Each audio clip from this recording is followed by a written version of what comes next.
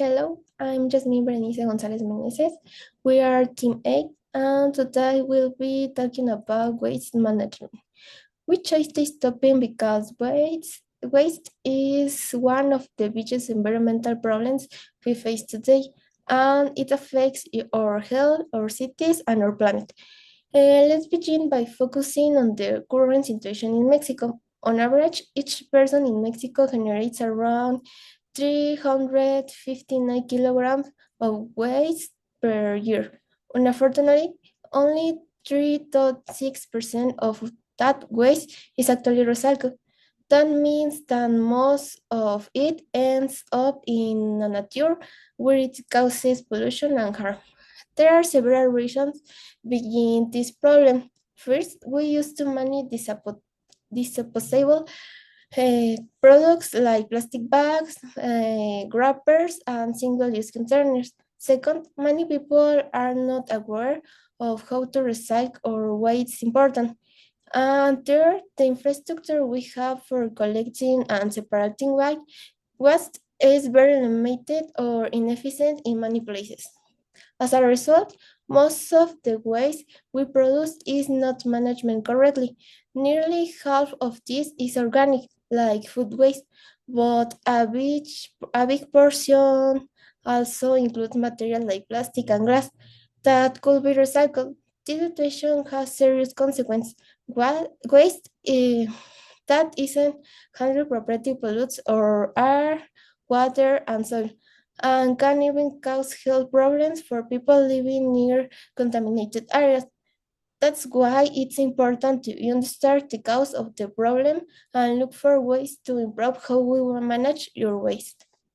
Hi, my name is Juárez Saucedo, and I talk about some waste management strategies in Mexico and different countries and what is needed to do this. So let's start with talking about waste management strategies. In the first one, we have Mexico. In Mexico, the barter market lets people exchange recyclables like paper, plastic, and glass for local fruits and vegetables. In South Korea, people pay depending on how much their trash weighs. They even use smart containers that record how much waste you throw away. The next, we have Japan. In Japan has a very strict system for separating waste, which helps reduce the use of landfills. The next, we have Germany. In Germany, when you buy a drink, you pay a deposit. If you return the bottle, you get your money back. And the last one, we have Spain.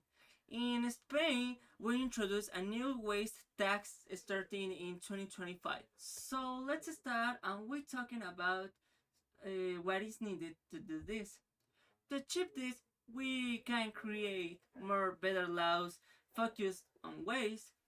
We can create more OPDs or local waste organization and improve the waste management.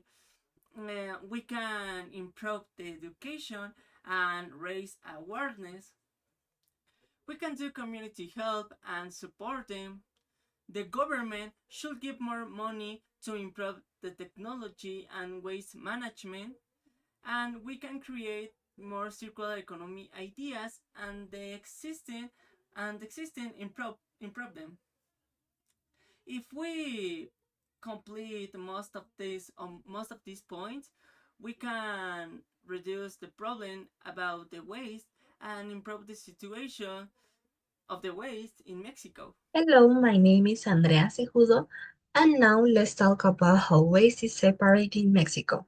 So, in Mexico City, there's this rule called NADF 024, which says that all waste must be separated into four categories: organic, recyclable, non-recyclable, and special waste. The goal is to improve how waste is managed and to encourage recycling. But here's the thing.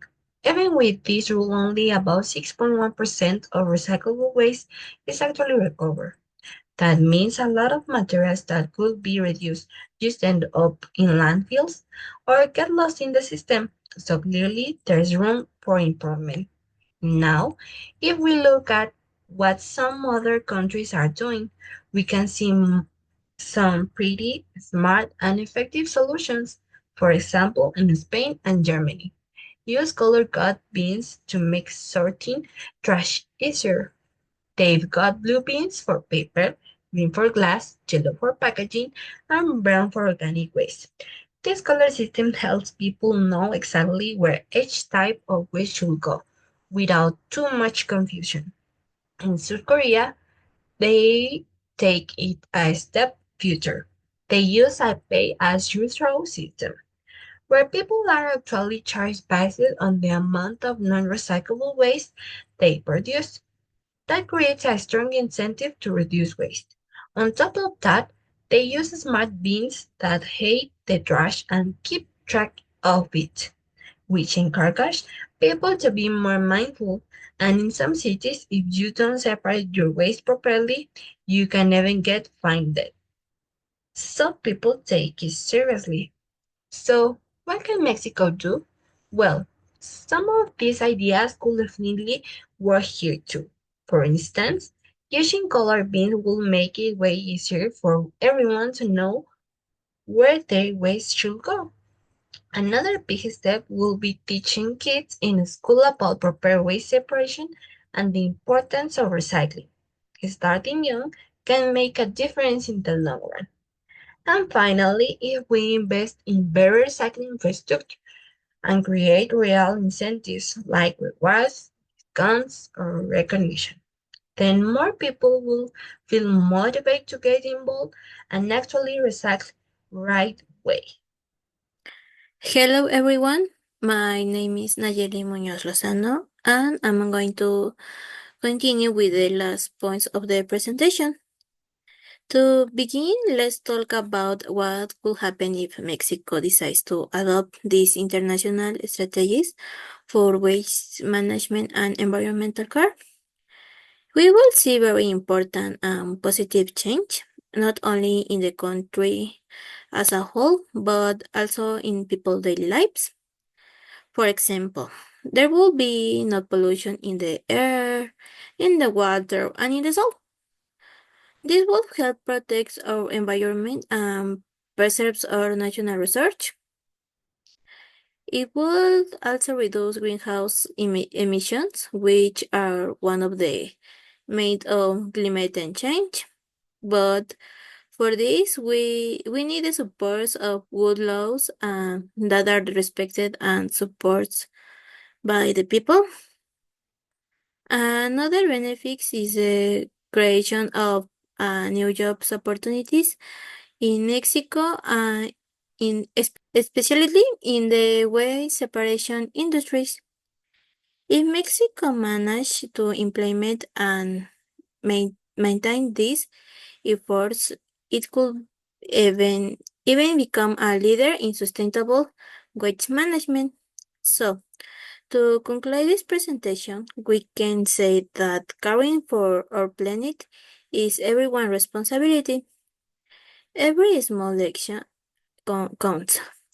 We can make a big difference. So that's all for the team number 8. And thank you for your attention.